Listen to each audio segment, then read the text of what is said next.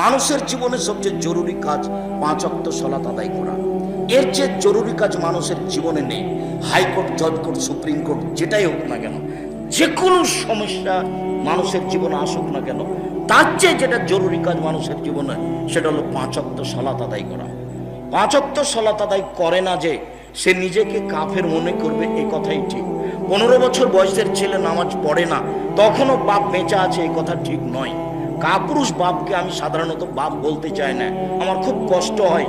কেন বাপ বেঁচে আছে, 15 বছরের ছেলে মেয়ে নামাজ পড়বে না, সালাত আদায় করবেন, এটা হতে পারে না। মানুষের জীবনে দ্বিতীয় জরুরি কাজ হচ্ছে হালাল রুজি।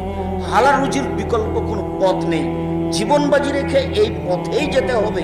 একদিন দেখেছিলাম বয়স 40 বছর, আজ দেখছি 60 বছর, দেখি তার পরের দিন নেই। এইটুকু হলো জীবন। এই জীবন দিয়ে হারাম উপার্জন করতে হবে, এই হিসাব টোটালি বন্ধ করতে হবে।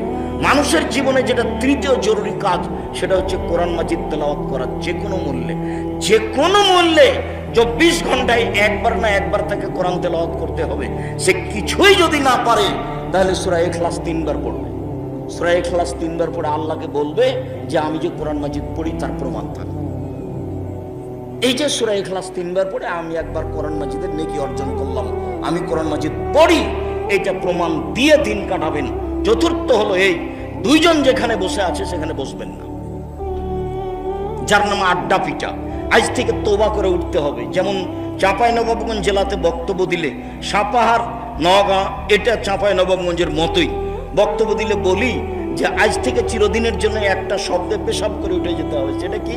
সেটা হলো ডুলি বিবি। মানে ডুলি বিবি শব্দ আর এই পাতাড়িতে ব্যবহার হবে না। কেউ জানে না, 10 বছর পরে, 20 বছর পরে কেউ যদি বলে ডুলি বিবি, তখন আরেকজনকে বলবে সেটা কি গো, সেটা কি জিনিস, সেটাতে কি হয়। মানে এমন ভাবে ভুলে যেতে হবে, ডুলি বিবি হবে না। আর এইভাবে হলুদ মাখানো প্রথা চিরদিনের জন্য ভুলে যেতে হবে।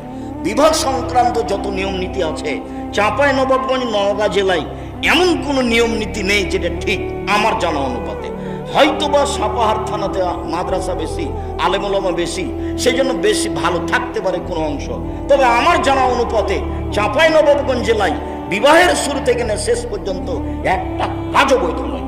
সেটা মেয়ে দেখা হোক, সেটা আপনার বায়না হোক, সেটা বরহন্তা হোক, সেটা আমাটা হোক, সেটা বিবাহ যাত্রী বরযাত্রী হোক, সেটা বসে থাকা হোক, সেটা বিবাহেরা হোক, সেটা মিষ্টি খাওয়ানো হোক, সেটা যেটাই হোক না কেন, সেটা ডুলি বিবি হোক, সেটা বিবাহ পড়ানো হোক, একটাও ঠিক নয়। মেয়ের কাছে কাছে বিবাহ পড়াইতে গিয়ে বলছে অমুক নিবাসী অমুক তোমাকে বিবাহ করতে এসেছে, এত নগদ এত বাকি, তুমি তাকে স্বামী সত্ত্বে কবুল করো।